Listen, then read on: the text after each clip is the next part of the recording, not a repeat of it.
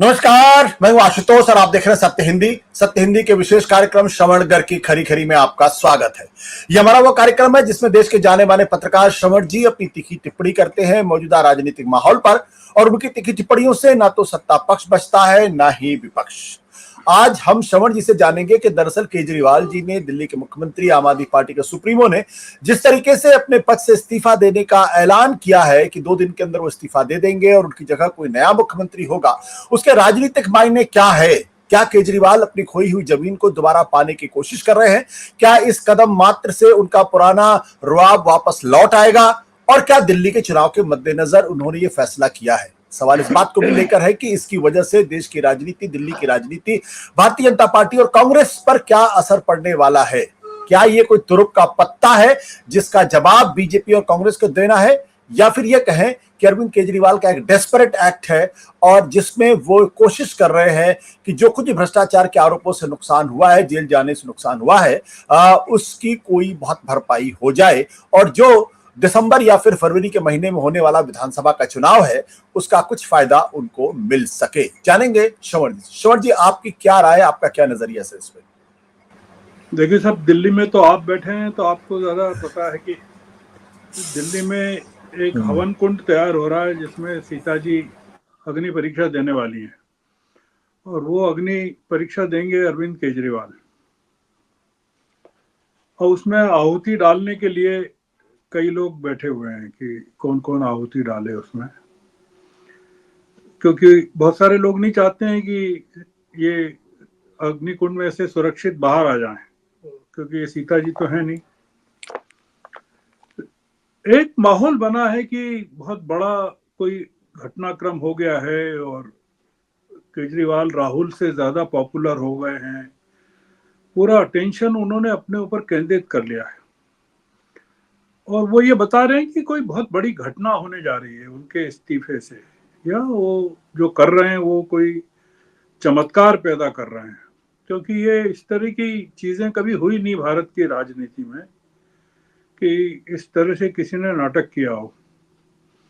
तो अब वो उनके घर पे मीटिंग्स चल रही हैं और लोग अंदाज लगा रहे हैं कि आतिशी होंगी, कि गोपाल राय होंगे, कि सुनीता केजरीवाल होंगी, कि कोई कुछ होगा। क्योंकि दिक्कत क्या है आशुतोष जी कि केजरीवाल की पॉलिटिक्स और मोदी के मन की था कोई ले नहीं सकता।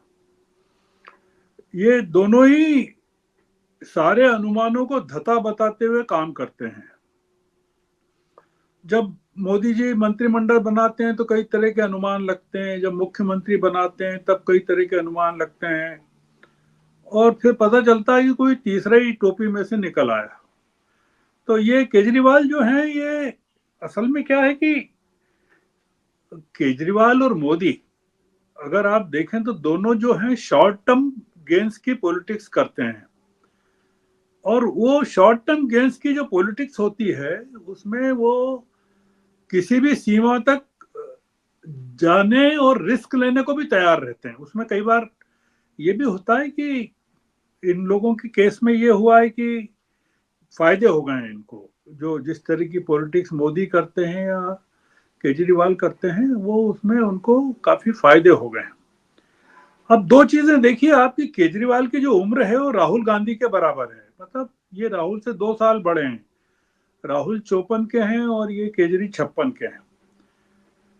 पर केजरीवाल की जो महत्वाकांक्षा है वो मोदी से ज्यादा है, क्योंकि वो प्रधानमंत्री के मुकाबले ज्यादा पढ़ा लिखा है और वो उसको क्या रेवेन्यू में रहा है तो कैलकुलेशन बहुत अच्छे से आते हैं, इनकम टैक्स में रहा है तो वो उसको कैलकुलेशन और गिनती और सारी चीजें, ऑडिटिंग चीजों की बहुत अच्छे से आती है। तो वो पॉलिटिकल ऑडिटिंग जो करता है उसमें उसको इस समय लगा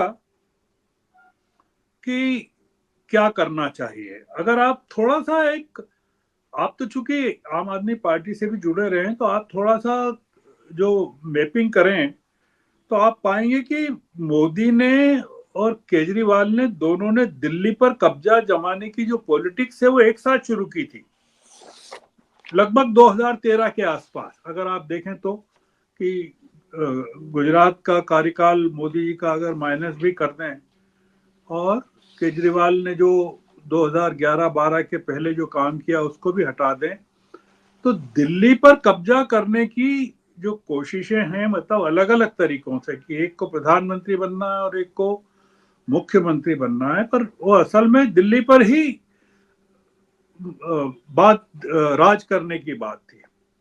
और दूसरा देखिए, आप पैरेलल्स ड्रॉ कीजिए कि सत्ता में आते ही दोनों ने अपने अपने जितने कॉम्पिटिटर्स थे और क्रिटिक्स थे, दोनों को रास्ते से हटाया।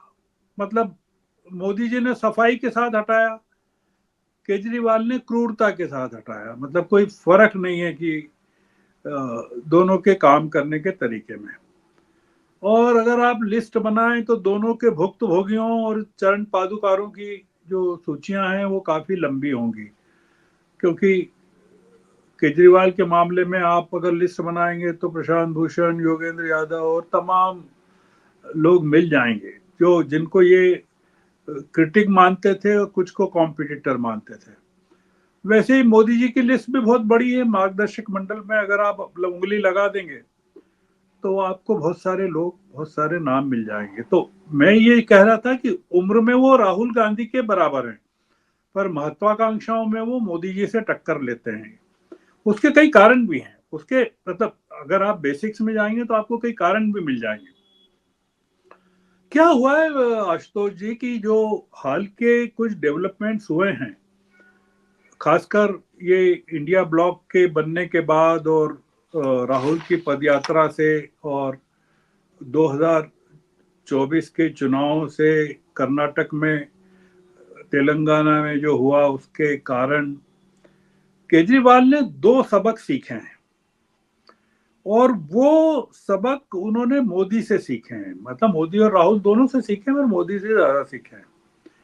एक तो ये सीखा कि मोदी बहुत ताकतवर थे, पर वो पूरी हर तरह की उन्होंने रणनीति अपनाई मोदी ने, उसके बावजूद 2024 के चुनाव में वो हार गए। मतलब लगभग हार गए, क्योंकि बैसाखियों पर उनको आना पड़ा। और वो हम देख रहे हैं क्या कारण है, कि किस कारण से वो कॉम्प्रोमाइज की पोजीशन में आना पड़ा। दूसरी तरफ केजरी भी लॉस कर गए। मतलब केजरी का नुकसान ज्यादा हुआ कि उनका एक भी कैंडिडेट नहीं जीता लोकसभा में 2024 के इसमें, जबकि जीतना था, क्योंकि केजरीवाल के साथ बहुत सारे फैक्टर्स थे सिंपैथी के। वो फैक्टर उसमें ये भी था कि सारे के सारे नेता जो हैं इनके जेलों में थे। केजरीवाल खुद थे और सिसोदिया थे, तमाम लोग जेलों में थे। उसके बावजूद दिल्ली की जनता ने इनको साथ नहीं लिया, इनका साथ नहीं दिया। मतलब जो इनके पल्ले जो पड़ी थी कॉन्स्टिट्यूएंसीज, वहां भी नहीं दिया। और इन्होंने आरोप ये लगाया कि कांग्रेस के वोट ट्रांसफर नहीं हुए। तो ऐसा नहीं है। अगर आपके वोट थे तो आपको मिलना थे। कांग्रेस के वोट तो जब आप मुख्यमंत्री बने थे, आम आदमी पार्टी की सरकार हुई थी, तब भी कांग्रेस के वोट तो कांग्रेस को ही मिले थे, आपके आपको मिले थे। तो एक बहुत बड़ा सबक ये जो रहे हैं जेल में 5 महीने, उसके कारण इन्होंने सीखा है कि ये इनको भी बड़ा नुकसान हुआ है। इनका कोई कैंडिडेट जीता नहीं है। इनको महसूस हुआ कि अगर ये कुछ बड़ा नहीं करते हैं, जो अभी तक करते रहे उससे बड़ा नहीं किया, तो इनकी पॉलिटिक्स खत्म हो जाएगी। अब आप देखिए कि जो मैं पैरेलल्स ड्रॉ कर रहा था केजरीवाल जी में और मोदी जी में, कि दोनों के दोनों इमोशनलेस हैं। मतलब इमोशंस नाम की कोई चीज दोनों में नहीं है। इसके कई एग्जांपल्स हैं, कई उदाहरण हैं। मोदी जी के तो लाइनें लगी हैं उदाहरण की, वो जिसमें गोधरा, पोस्ट गोधरा जो रायट्स हुए, गुलबर्ग कॉलोनी का जो हुआ, या जितने अल्पसंख्यकों के साथ वहाँ जो हुआ रायट्स हुए, और हमारे माननीय केजरीवाल जी के ज़माने में जेएनयू हुआ, रायट्स हुए दिल्ली में, शाहीन बाग हुआ। तो दोनों ने क्या है कि एक इमोशनल कार्ड के उचित समय पर जब भी संकट में हो इस्तेमाल करने का एक हुनर हासिल कर लिया है। और इस बार भी ये केजरीवाल जी ने एक जो इमोशनल कार्ड खेला है कि अब वो इमोशनल कार्ड खेलना बहुत जरूरी कई कारणों से हो गया था। डिबेट्स में कई चीजें चल रही है उसमें, जब ये जेल में थे या छूटने वाले थे तब भी ये था कि प्रेसिडेंट रूल हो सकता है दिल्ली में। फिर ये हुआ कि विधानसभा भंग हो सकती है, महाराष्ट्र के साथ चुनाव हो सकते हैं, कई चीजें चलने लगी। इनको ये लगा कि इनिशिएटिव इनके हाथ में रहना चाहिए बलिदान का। मतलब इसके पहले कि मोदी साहब एक्ट कर पाए कि भाई इनको भंग कर दें, बर्खास्त कर दें, क्योंकि सुप्रीम कोर्ट ने तो इनके हाथ बांध दिए थे कि न तो आप दफ्तर जा सकते हैं, न फाइलों पर हस्ताक्षर कर सकते हैं, और भी तमाम चीजें इनके हाथ पीछे से बांध दिए थे, सिर्फ मुंह खुला छोड़ा था। तो इसके कारण ये हुआ कि इनके पास कुछ था नहीं कि ये क्या करें, हाउ टू एक्ट। और एक चमत्कार की जरूरत थी, क्योंकि अगर ये चीज नहीं करते ये और इलेक्शन में चले जाते तो ये लोकसभा वाला परिणाम होता इनके साथ, जो कि लोकसभा का एक इंडिकेटर है कि भाई इनको कितना वोट मिला, जो इनकी कॉन्स्टिट्यूएंसीज हैं वहां कितना मिला। अब ये है पूरा मामला कि इनके सामने दिक्कत ये है कि आगे की पॉलिटिक्स को बचाने की दिक्कत है कि ये मतलब देख रहे हैं कि इसको कैसे जिंदा रखें अपने आप को, और जब तक कुछ करते नहीं है कुछ बड़ा तब तक ये कैसे बने रहते हैं पावर में या खबरों में। तो इन्होंने ये एक जुआ खेला है, जैसा आपने भूमिका में कहा कि ये एक बड़ा जुआ है। अब इसमें जो यूट्यूब के चैनल दिखा रहे हैं कि भाई लोग तो कह रहे हैं कि इनको रिजाइन नहीं करना था, और लोग कह रहे हैं कि भाई इनको ही वोट देंगे। तो अब ये तो हाइपोथेटिकल है, मतलब इस पर किस पर यकीन करें, जो दिख रहा है उस पर यकीन करें कि जो जमीन पर है उस पर यकीन करें। तो केजरीवाल का जो ये पूरा गेम प्लान है ये बहुत कैलकुलेटेड है, और ये एक मिल गया इनको मैंडेट। सवाल ये है कि अगर मैंडेट मिल गया कि ये इन्होंने कहा है कि मैं और सिसोदिया क्लीन होकर इस अग्नि परीक्षा से निकल के आना चाहते हैं।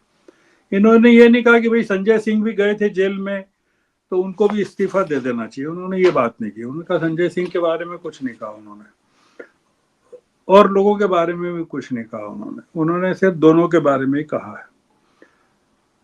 अब ये है कि इनका ये कैलकुलेशन अगर फ्लॉप हो जाता है कि दिल्ली की जनता इनको नकार देती है, तो ये क्या करेंगे, क्या मतलब पॉलिटिक्स से बाहर हो जाएंगे कि क्या करेंगे? क्योंकि ये इन्होंने तो कहा है कि कुर्सी पे तभी बैठूंगा जब दिल्ली की जनता मुझे कहेगी। एक चीज समझने की है कि राहुल गांधी इनको इंडिया ब्लॉक में लेने के लिए बहुत ही रिलक्टेंट थे हमेशा तक, आखिर तक, जब तक कि उनको घेरा नहीं गया राहुल गांधी को ममता बनर्जी ने और नीतीश कुमार ने, तब तक ये मतलब खासकर ममता ने नहीं घेरा, दबाव नहीं डाला, तब तक इनको लिया नहीं गया। और लिया तो फिर ये कोशिश करने लगे चढ़ने की इंडिया ब्लॉक पर, और आपने देखा कि एक आध मीटिंग से तो ये उठ के भी चले गए। इसमें मुद्दा यह है कि केजरीवाल को जो सबसे ज्यादा डर लगता है वो राहुल गांधी की पॉलिटिक्स से लगता है, क्योंकि राहुल गांधी की पॉलिटिक्स ईमानदारी की पॉलिटिक्स है, और ये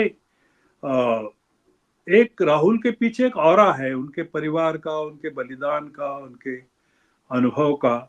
और राहुल गांधी 2004 से राजनीति में है, मतलब 2004 में और 2013 में बहुत फर्क है, मतलब और जिन संस्कारों के साथ, तो ये और ये बहुत कॉन्फिडेंट लगते हैं जब ये मोदी से कॉन्फ्रंट करते हैं या बीजेपी आरएसएस से करते हैं, क्योंकि इसका बुनियादी कारण ये कि ये जो सत्ता में सवार हुए दिल्ली की, वो बीजेपी और आरएसएस की मदद से हुए, जिसमें इन्होंने मनमोहन सिंह की सत्ता को बाहर किया या शीला दीक्षित की सत्ता को बाहर किया। तो ये जानते हैं कि आरएसएस को भी जानते हैं, बीजेपी को भी जानते हैं और मोदी जी को भी जानते हैं। तो कुल मिलाकर जो मतलब ये राहुल के साथ इंडिया ब्लॉक में कभी कंफर्टेबल रह ही नहीं सकते थे, पहले दिन से नहीं रह सकते थे। और अब तो जब से आप देख रहे हैं कि ममता के पूरे एपिसोड को लेकर राहुल ने आलोचना की वहां बंगाल के पब्लिकली,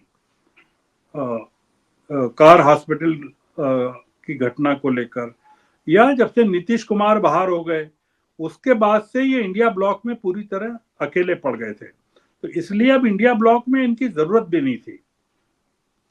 तो आप देख रहे हैं कि ये इन्होंने जो पूरा किस्सा किया, इसको कांग्रेस ने नोटंकी बताया है। पूरे पूरे जो कांग्रेस ने इनको पूरे कदम को कंडेम किया, इसका मतलब है कि कांग्रेस अब इनके साथ नहीं है पूरे के पूरे मामले में, अब ये अकेले हैं। अब ये देखने का दो चीजें हैं। पहली चीज तो ये कि ये आज वो जो खोलते हैं बॉक्स, वो इनके घर पे जो मीटिंग है उसमें से क्या निकलता है, कद्दू निकलता है कि टमाटर निकलता है कि गाजर निकलती है, ये पूरा का पूरा मामला है। मतलब एक चंपई सोरेन को पैदा होना है, वो चंपई सोरेन कोई चंपा भी हो सकती है और चंपई भी हो सकता है। तो इसलिए एक तो मुद्दा ये है कि कौन होता है, दूसरा ये उसके किसी के भी निकलने के मतलब क्या है, कोई भी हो जाए उसकी क्या हैसियत है या वो क्या करेगा आने मान लो कि ये आज कहें कि ये फलाने चंद जी होंगे और कल अगर मोदी जी घोषणा करवा दें कि चुनाव हो रहे हैं, तो दिल्ली के भी चुनाव हो रहे हैं, महाराष्ट्र के भी हो रहे हैं, और झारखंड तो मोदी जी हो ही आए और महाराष्ट्र भी जा रहे हैं। इसका मतलब ये कि महाराष्ट्र झारखंड के चुनाव कार्ड्स पर है। इसका मतलब ये कि दिल्ली के भी हो सकते हैं। अब नया मुख्यमंत्री कोई भी हो जाए उससे कोई फर्क नहीं पड़ता। ये एक जिसको कहते हैं कि चमत्कार करना चाहते हैं कि देखिए मैंने कितना बड़ा त्याग किया, उसका कोई मतलब नहीं है। आपके हाथ में ही कुछ नहीं था और आप दान देना चाहते हैं, आपकी जेब खाली और आप दान देना चाहते हैं। इसलिए ये पूरा जो मामला है, आप देख रहे हैं कि हरियाणा में भी इसी तरह उम्मीदवार खड़े कर रहे हैं, गोवा में कर चुके हैं, गुजरात में कर चुके हैं, और एक लड़ाई ये लड़ने के मूड में है आर पार की। अभी तक भगवान ने और भाग्य ने, हनुमान जी ने, जो कनॉट प्लेस वाले हैं, इनका साथ दिया है और ये वहां से बाहर से निकल के वहीं गए सबसे पहले। अब इसमें क्या होता है ये देखने की बात है, कोई स्पेकुलेशन किया नहीं जा सकता, क्योंकि ये लड़ाई जो है मोदी जी और अरविंद केजरीवाल के बीच है। और इसलिए मुझे नहीं लगता कि ये मामला जितना सुपरफिशियली आसान दिखता है उतना है, ये अंदर से बहुत कॉम्प्लिकेटेड है। हमको प्रतीक्षा करनी पड़ेगी दो तीन चीजों की। एक तो ये कि ये किसको अपना सक्सेसर बनाते हैं, उस सक्सेसर की छवि से भी बहुत सारी चीजें साफ होंगी कि ये इनका आम आदमी पार्टी में सबसे ट्रस्टेड लेफ्टिनेंट कौन है, ये समझ में आएगा। क्योंकि ये चाहते तो जेल से ही रहते हुए किसी को मुख्यमंत्री बना सकते थे, जो इन्होंने बनाया नहीं। तो इसलिए जैसा मैंने शुरू में कहा था कि केजरीवाल की पॉलिटिक्स और मोदी जी के मन की था, इन दोनों को समझना बहुत मुश्किल है। और राहुल की पॉलिटिक्स बहुत क्लियर है, ट्रांसपेरेंट है, और उनके मन का तो खैर कोई अंदाज ये नहीं कितने वो इमोशनल ईमानदारी से रहते हैं। तो हमको, आपके पूरे दर्शकों को, सबको प्रतीक्षा करनी चाहिए कि प्रधानमंत्री जी के कल जन्मदिन पर अरविंद केजरीवाल उनको किस तरह की गिफ्ट देने वाले हैं। तो हम इसको जो परिवर्तन होगा आम आदमी पार्टी में, उसको केजरीवाल जी की तरफ से मोदी जी को जन्मदिन का उपहार मान सकते हैं। जी। Thank you sir, thank you sir, thank you, thank you.